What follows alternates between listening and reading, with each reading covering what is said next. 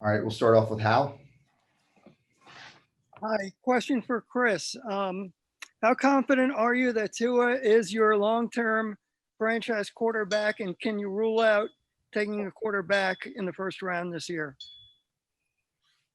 Tua, we're very happy with. He's our starting quarterback. He did a nice job this year coming in as a rookie with no offseason and the challenges of dealing with all that. And very happy with him, and looking forward to watching him progress here over the next with an offseason here and going into next year. And for us, not really talking about draft strategy, anything right now. The season just ended. And we're just going through our process like we do all the time, and we'll deal with that here in the future. Safid. Hey, Chris. Hey, Flo. After drafting Tua, the convo turned to his recovery, getting him to a year after the injury and getting some experience this season. How do you think that process worked out with him, and how important do you think it is that he came out of this season healthy as well? I think Tua and our training staff, both of the groups, worked very hard in terms of getting themselves ready and prepared.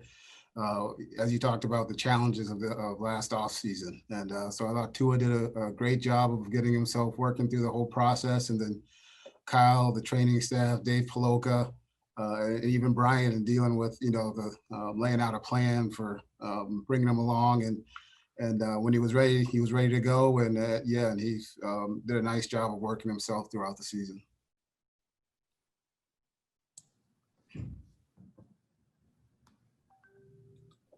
Joe. Hey, Chris, good afternoon. Do you feel a need to add a dynamic playmaking receiver? Joe, we always talk about, Brian and I and Brandon and the scouts and coaches, competition makes everyone better. And we always talk about upgrading the roster in all areas. And there's places that we want to upgrade all parts of the roster. And obviously having playmakers on offense and defense is what the great teams have. And we'll keep doing that here, trying to address issues on both sides of the ball.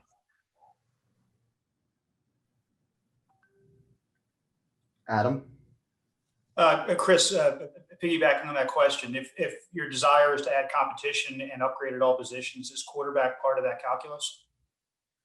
Yeah, it's every position. Like I said, it makes everyone great. I mean, there's been history has shown, it doesn't matter who it is you're always looking to bring in guys that fit your system and will push people and make them better. And so competition at every position. And we talked about that last year. We were going through it. It's competition at every position. So, yes. But also want to be clear that Tua is our starter, and we're very happy with his development so far. Hey, sorry, excuse me for the baby crying.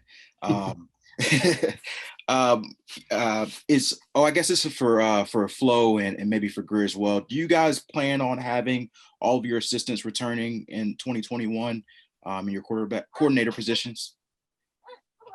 Yeah, we expect everyone back. Hopefully you're not jinxing me now, Cam. Last time I said that, we lost Carl Durrell, we lost Pat Graham. So thanks. Hopefully not, though. But yeah, we expect everyone back. Josh. Yeah, Chris, I wanted to ask about Emmanuel Ogbah specifically, and how satisfied you were with his production. And also a two-parter, if you will. How does his immersion and a guy like maybe like Andrew Van Ginkel on the edges, how does that development approach how you might have with a guy like Vince Beagle, who was in a contract year who ended up missing? How do you fit those pieces together heading in the offseason? First of all, Emmanuel did a good job for us this year. He's the right kind of person as well.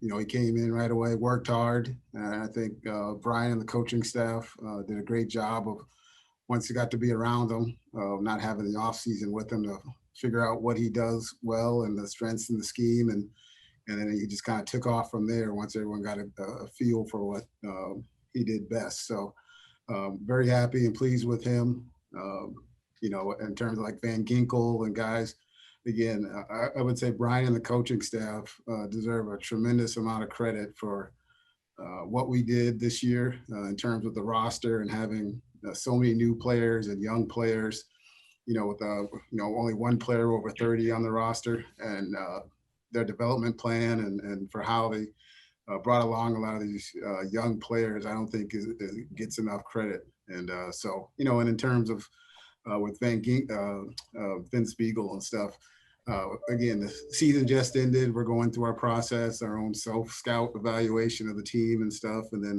you know, we'll work our way through that here over the next couple weeks. Omar. Good afternoon. I wanted to get the assessment of the offensive line. A lot was made in terms of resources used and free agent money used to improve the unit that struggled last year. Did you feel you got the desired outcome? I think that group made a lot of improvement. Obviously, we played a lot of young guys there, along with the 2 guys that we signed as free agents.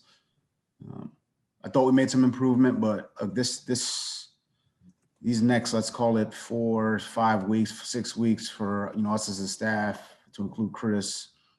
You know, we're going to evaluate everything. We're going to evaluate the O-line, the D-line, the offense, the defense, the special teams, first down, second down, third down, red zone, 2-minute. Schedules, you know, anything that we can do, and we're going to try to figure out what we can do to improve this team. Take a look at the roster. I mean, honestly, this process, you know, that process coupled with the draft, coupled with free agency. I mean, you know, we just try to create a vision for what we'd like the 21 team to look like. So that's what this process is. You know, I think I'll probably have a better answer of that, you know, a couple of weeks from now, Omar, to be honest with you, after looking at it again. But my snapshot postseason is it was an improved group. I thought they improved over the course of the season. I saw development from the young players. That's always what we're looking for. I saw development from the veteran players. I thought the group came together. It wasn't perfect, but I thought they were solid. But at the end of the day, you know, we're not satisfied with where it ended up, and we need to get better. Steve. Good afternoon. This is for whichever one of you wants to give me the better quote. What is the likelihood that Fitz will be back? What has he indicated to you all about what he's thinking, and do the Dolphins want him back? Again, you know, look, we've got to go through a full process, a full evaluation. Like I just said, we'll evaluate offense, defense, special teams, and then we'll create a vision of what we want our team to look like in 21. You don't do that one day or 2 days after the season. I mean, I just think that's not what Chris and I both, we talked about this extensively. Don't think that's the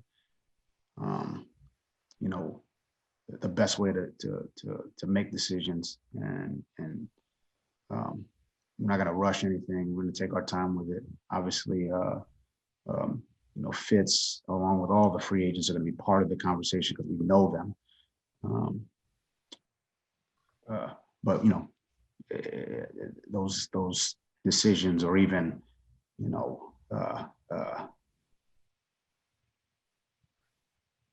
not even going to sit here and say, hey, we might want to do this, that, or the other thing. Well, I think we got to go through it and be as thorough as possible. Try to make the best decision for this organization. Decisions. Will. Hey, Flo. Offensively, when you look at the way Tua kind of progressed in Chan's offense, where are the areas you think they've both been very complimentary of working with each other? Where are the areas you look at and say, communication-wise, progress-wise, do you want things to improve with Tua and his comfort in this offense? I mean, I think the communication improves just through over time. I mean, I think that's the case with at any position, offense, defense, special teams. I think people are more comfortable, as they gain experience. So it's like any relationship; it improves with time, and that's the vision right now. Joe? Chris, last year I asked you about the value of possessing the third pick. Can you talk about what options are presented to you having both the third and the 18th picks? Well, Joe, not really going to sit here and talk draft strategy or anything right now, especially like I said, season just ended, and right now we're focused, for the next few weeks on getting through our evaluations of the team here and really self-scouting our team and seeing where we feel, as Brian just said, what we want 21 to look like. And, we'll start dealing with that here shortly, once the Senior Bowl comes around here in a couple weeks when we're down in Mobile and going through that process. But, we're excited to have the picks we have. There's some good players, but again, most of the players haven't even declared yet still, so not going to speculate on anything, but yeah, we're excited about the future here and what we can do for 21. Safid? Hey, Chris, I missed that little chuckle of yours every time you answer a question with us. I have to ask you, consideration for GM of the year. I think you guys put together a great team. You guys obviously won this season. What are your thoughts on any consideration for yourself as GM of the year from outsiders? To me, at the end of the day, it's about building the thing right and winning games. And to me, the one thing I think, Brian will hate saying it, but to me, I don't think there's any question that Brian is the coach of the year. And Brian does not like any of that stuff. He hates when I say it, but for what he did with this roster team to get it, push him through going through this with the pandemic, the young players, again, how young we were with no off season and a completely new roster to win 10 games with what we have and a rookie quarterback and 8 rookie players on offense playing. Brian and his staff did an unbelievable job. And also would like to thank, Brandon Shore and Cal Johnston for keeping us updated on the protocols through everything and updating the COVID procedures. And then Brian enforcing it with the team and reminding them every day that, that Brian would tell him he loves the guys and there's no, don't be embarrassed if you get COVID. It's not anyone's fault. So I think he just created a sense right from the start that the team knew that Brian had their backs, believed in them, and the team believed in him, and it showed this year on the field. So, I don't really listen to any outside stuff, Safid, but I think the important thing for what Brian did with this team, I think that's what people should really be talking about. Safid, I'm voting for you as journalist of the year. You get my vote. For either Brian or Chris, I think a lot of what 2021 might come down to is what you all can do to maximize Tua's skill set, to make him most comfortable in the offense. When you think about those considerations, what comes to mind? Is a system, for example, the right system for Tua?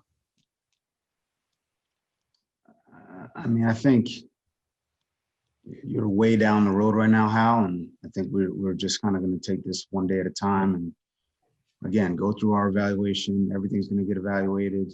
We're thinking about